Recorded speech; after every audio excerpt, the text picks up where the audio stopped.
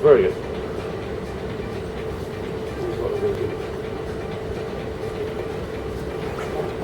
Okay, thank you. Mr. Miro, you ready? Ready. Okay, good. 1, 2, and 3. Hi, welcome to the National Queen's Choice Online News. I'm Robin Steinberg, and welcome to the Steinberg Review.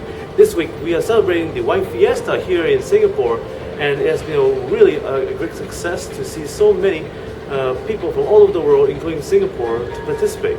Today, we have a wine owner from Croatia, none other than Mr. Miro. He's a lawyer and also owner of the winery itself, based in Croatia for some time right now. And the winery is none other known as the Meneghetti. Meneghetti, sorry. And Meneghetti has a spa and a restaurant and even, a mini a boutique hotel.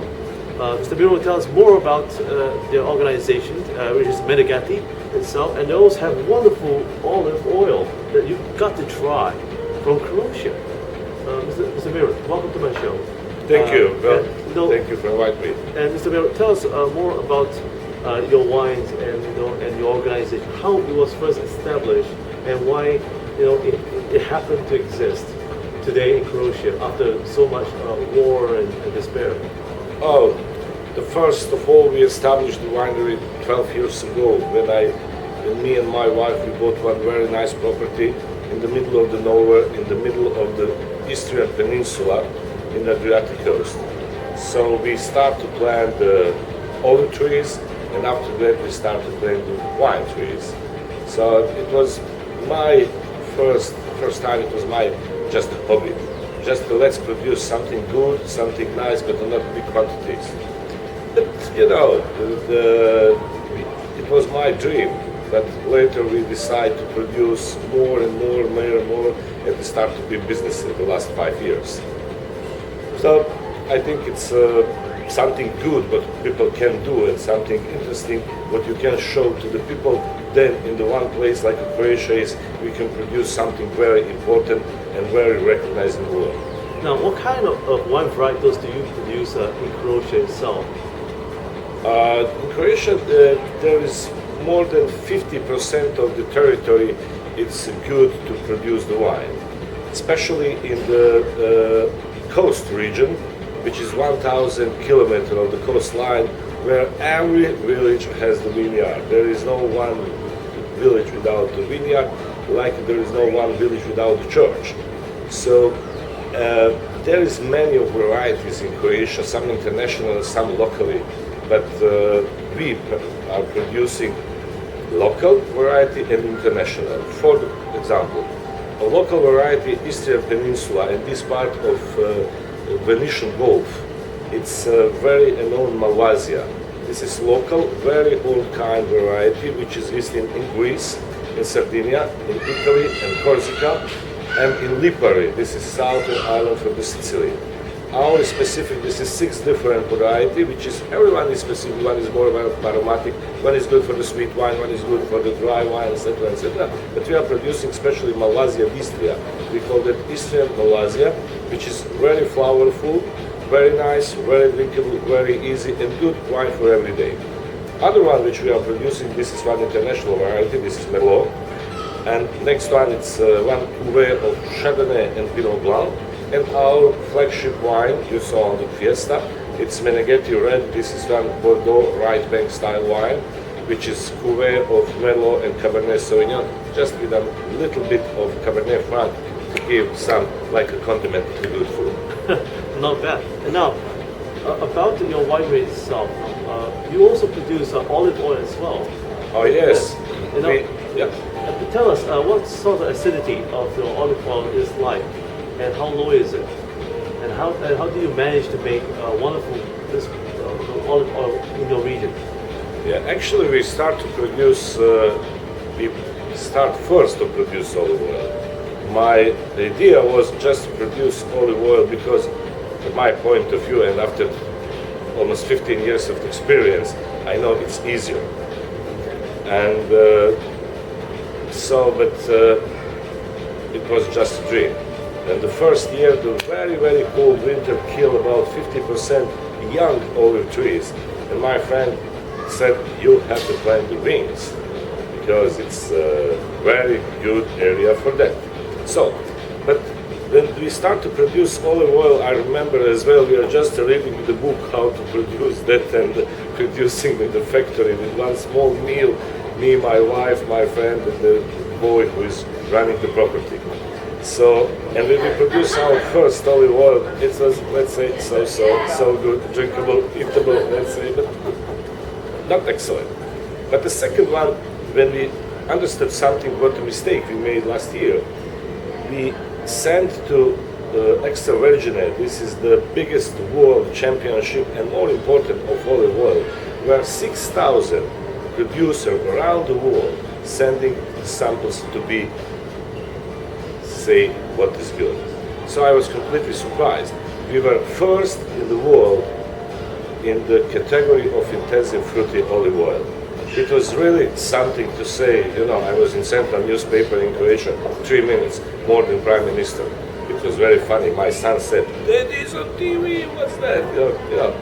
And after that we really start to be more self-confident in this area and start to produce very, very good olive oil. We are producing 4 different varieties, which is 3 locally, and 1 is international, let's say Italian, which is introduced in Croatia and has very, very, really fantastic results. Today you have here, it's Bjelica, it's local variety, which is very spicy, sometimes bitter and very good for the steak or something like that, very strong. And this is Izbor, we call that, this is Izbor means selection on Croatian. This is also local variety which is called Guža. If you compare that with the wine, you can say this is like a Chardonnay in wines. You can use with everything. The culture of olive oil today in Croatia is very, very high. People are really competitive to produce the better olive oil. And because we have more than 15 different varieties in Croatia, we are also pairing the olive oil with the different food, like pairing the wine with the different food. So it starts to be very, very, this is a question of the pound. Now, how do you compare yourself and how unique is your olive oil compared to olive oils from Spain, from other Mediterranean countries? Yes, this is something to say about that. Istria, especially Istria, not only Croatia, but Istria is the coldest part of the world where olive tree can be grown. Even it's the most northeast, it's the coldest. So the result of that is then the olive oils are really, let's say, spicy, fruity, and very intensive taste. If you compare that with the southern olive oil, they are always a little bit, you know, more, it's not intensive, it's a little bit less intensive taste and the smell of olive oil. Second point, what we are improving in Croatia last 20 years, we just left old way how to doing olive oil, which is very present in the many Mediterranean countries today. We are going to very early harvest. That means then 1/3 of the olive fruit start to be red. This is the time to go to the harvest. We are pressing immediately on the cold system and immediately putting to natural sedimation for 1 month. Not a big deal. It's very important to follow just 2 steps. And if you are just to follow just these 3 steps, you have the chance to have the good olive oil. Now, what are the 3 steps that you mentioned? First, harvest on the time. That means almost very early. Second, press immediately. And third, put the natural sedimation in the cold and the dark place. Fourth one, it's normal. After you finish the sedimentation, you make one normal filtration and put directly to the bottle. For olive oil, is the best thing that is in the bottle after the sedimentation is done. So it's covered, it's safe, it's done, and you can save the quality maybe 2-3 years to have the same freshness, same quality all the time during the date of expiry, which is 2-3 years, depends on the harvest. And do you use cork to cork the olive Yes, oil? of course. Oh, okay. Yes, of course, immediately. Now, you talk about the process itself. How long does it take to process this olive oil? And at what time do your people, your workers, will wake up in the morning to harvest the olives? They are not going early in the morning to harvest olives because early in the morning it sometimes can be foggy in this time and humidity can be very, very high, and you cannot picking the olive trees if there is still some water on the trees, because you can damage the tree. And we are saving the tree because every place when you damage the olive tree can be source for the many illness can attack the tree for the next year. So we are harvesting about 10, 11 in the morning when everything is dry, and the finish until the end of the day. Now, moving forward, this wonderful olive. Now let's move to the wine itself. Now, for someone who has not been to Croatia or has not tasted Croatian wine, especially people from Asia, Yeah. what would be your recommendation of the grape variety of wine? What is Croatian wine? Typical Croatian, few very, very important Croatian wine in the white variety. It's Malvazija from Istria, not part of Croatian Adriatic coast. It's Debit from Middle Coast, also white. Third one, it's Pošip from South Dalmatia, from Peninsula Pelješac. And for example, you can say some Gegić. It's a strange name, I know for you, but Gegić also from Middle Dalmatia. This is really local coastal varieties, and which is completely different each of other. For example, Istrian is light, flavorful, drinkable, very nice nose, very easy to drink, and asking one more. To going to the south, the wine are stronger and stronger, until Pelješac Peninsula, where is Pošiv, very famous Croatian variety, not existing anywhere, only in this place. It's maybe more full body and takes something to eat with them. But today people start to, not today, just in the last 20 years, people start with the modern technology and the modern way of thinking and producing international wine from local grape. So we said we are doing the local wine who speaks international language, and this is the way how to go abroad. And especially this Pošiv, when I can talk about, I'm not producer of that, but this is many of my friends. It's a wine which is in 50 years of Croatia was the first, the best wine always. Today, the many other regions of Croatia start to produce good wine. I can say today we are doing on the one very, very nice international level. We are not in delay with any other country in the region. For Asian people, I can say last few years here in the last 2 days here in Singapore and Kuala Lumpur, people are surprised about the quality of Croatian wine. Especially, many people don't know that we are producing the wine. But people are happy with that because they find something which is not common every day, which is something not exotic, which is something normal, because in Croatia we are producing the wine 2,000 years. We are just start to be popular last years in the world, but the quality is no question. And speaking about quality itself, what would be your one variety of wine from your winery which is a Meneghetti, that you can recommend? You know, if you have 4 kids, you cannot say I love this one much the other one. But actually we are producing 4 wines and 1 sparkling wine, and now we will start to produce the rosé, and this is different wine to different occasion, different wine with different food, different wine with a different part of the day. So we are trying to produce. We have 2 levels of the, let's say, of price levels. First one, which we will start, it was high level. It's a red label, we start with Meneghetti Red and Meneghetti White, which is Cuvée. Meneghetti Red Bordeaux style, red right bank Bordeaux, and the Meneghetti White, which is Chardonnay Pinot Blanc. Something similar like a Burgundy producing. This is wine which is aged in the barrels, long time of production, very big patience in the every moment of the production.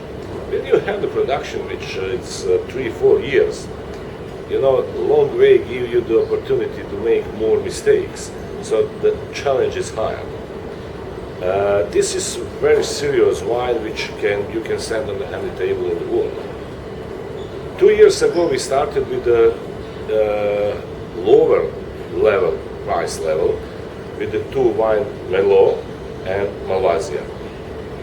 I cannot say that this wine is better or worse than the first one I talked about, but this is just a different. This is everyday wine. On this price range, we also try to have the maximum of the quality, and to have this wine when you're not. This is cheap wine. You can say this is similar one. This is different wine, but we are always trying to be on the same way with all our wine. For example, if you are drinking Malvasia Meneghetti and after that you are drinking Meneghetti Red, you will say this is same hand. So this is the catch, how to do the wine. This is my way, I understood how to do that, and I am following this way because it's my way.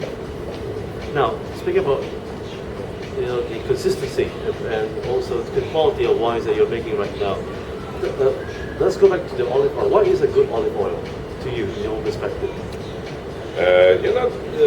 Good olive oil, like a good wine, must have, this is chemical procedure. When you are producing the wine, you are going the one way rich from the grape, from the sugar and the juice start to be tomorrow wine. And to follow this procedure, you must know something about that.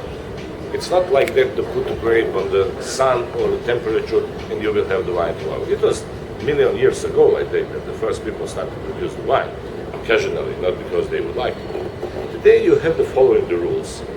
Today you must know something about that, much more than before.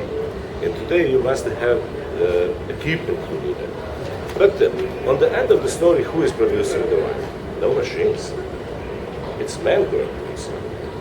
And it's your added value. You add yourself in this wine, and this is your wine. There is today million wine producers in the world. Every wine is different because of the men, not only because of their wine. The man is who is producing.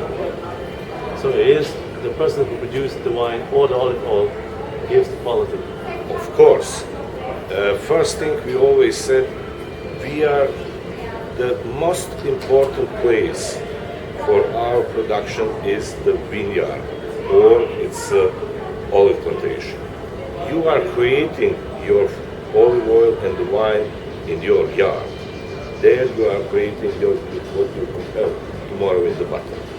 Your decision about the place you will plant the vineyard, your decision about variety you will plant, and your decision how to maintain the vineyards will describe your wine in the future. Because, as we very often say, we are in the position then in the cellar just to save what nature gave us in the vineyard, nothing other. Now, how important is leadership in you're heading Meneghetti winery for some time, along with all your boutique hotels and restaurants and so forth? How important is leadership? Because leadership now makes a very important emphasis today, and may ask what is a good leader? So can you give 3 key points how you have run your successful winery? The first thing you must know, I'm not a big leader. I'm producer and a lawyer from Croatia, but I will tell you what I'm thinking. First thing, you have to know where are you. Second thing, you have to know where you would like to be. And third thing, find a way how to come from the first point to the second point. And this is all. There is nothing other. Everything other is philosophy. You can say, okay, I'm very good, I'm thinking in the future, I'm not blah, blah, blah, blah, blah. No. For me, it's only one thing. And to move from the point one to the point two, sometimes the shortest way is not the best way. In this business what we are running, the patience it's most important than knowledge. Because you have to wait the day, then from the day when you planted your vineyard, you have the wine on the table. Sometimes it's 7, 8, 10 years. And after that you have to wait the time then from the start, then you produce your first good wine, and you produce your excellent wine. It's not only up to you. This is up to terroir. This is up to every special season, climate, harvest, rain, sun, freeze, snow, I don't know, everything. You know, there is now one single thing which will not happen in this 5 or 6 years long period. So you have to be patient, and you have to do everything to prevent something that will happen. It's not always possible. Now, what kind of challenges do you face when you first establish your winery as well as along the olive business? Was it the money, or was it the people that you hire, or was it producing the product itself? Yeah, no. I'm still working like a lawyer, but this time I was the lawyer, and it's a good business.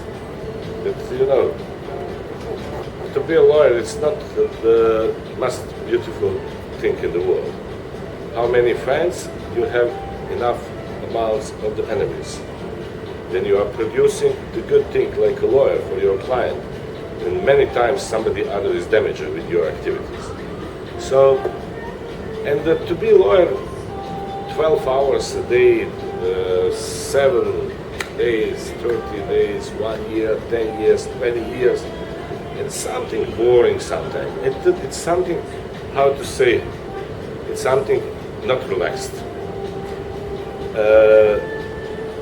I was wine consumer very good, and I'm traveling around, going to the good restaurant, good hotel, good wineries, and drinking the wine. And I just tried to make my own wine. When I bought this property, which is today about 40 hectares, it's 40,000 square meter, and you have to plant something there. You cannot have green field and one path for playing the golf or something like that, swimming pool, few trees and something like that. I decided to plant something which, from what I can produce something good. So the first was olive oil, and second the wine. Because the product is something what describe you, not yourself. You describe the product, but the product describe yourself. This is your, how to say, business card to the world. This is your business card to the friends. This is your business card for everybody. Because when you do good things, everybody like good things. Nobody like bad wine, bad olive oil, bad man, bad people, bad food. Everybody like good things. And it was my thought to produce something which is very good, but this is part of myself, this is part of my soul, and this is also part of my patient. Well, Mr. Miro, thank you for joining us here at the National Critics' Choice, and for also sharing us your good thing in life, and that's the Megahety winery, and also the estate itself in Croatia. And also, thank you for joining me here at the National Critics' Choice. I'm Robin Steinberg, the Steinberg Review. Please look up at their website, the Megahety estate. And if you have any problems, please do send your email to Megahety itself. And once again, I'm Robin Steinberg. Have a good week ahead. Thank you. Also, Thank you.